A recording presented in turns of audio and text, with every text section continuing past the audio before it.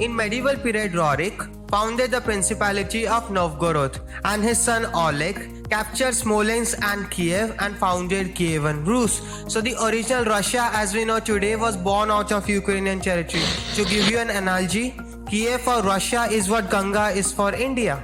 In 13th century, Mongol invasion began and they captured almost all of Kievan Rus. Consequently, it broke Russian identity into three parts: Russia, White Russia and Little Russia. Muscovy with Moscow later became Russia, White Russia became Belarus, and Little Russia, which was Ukraine, later became Ukraine.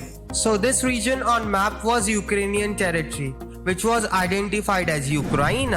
Later, Ukraine became a part of Russian Empire. A large amount of northern territories were annexed by Russian Tsars at the expense of Polish-Lithuanian Commonwealth. Later, in 1922, Russia became communist and Lenin gifted a huge portion of southern and southeastern Russian territories to Ukraine during the reorganization of Soviet Union.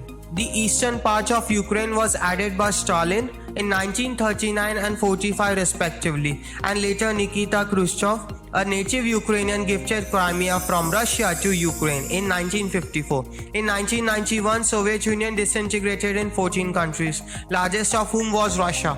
The easternmost territories of Ukraine comprised of Russian majority, which were gifted by Khrushchev, and Lenin comprised of one-third Ukrainian territory, which were all Russian majority for a long period of time, which even included Odessa until 2014. And this has been the genesis of this problem.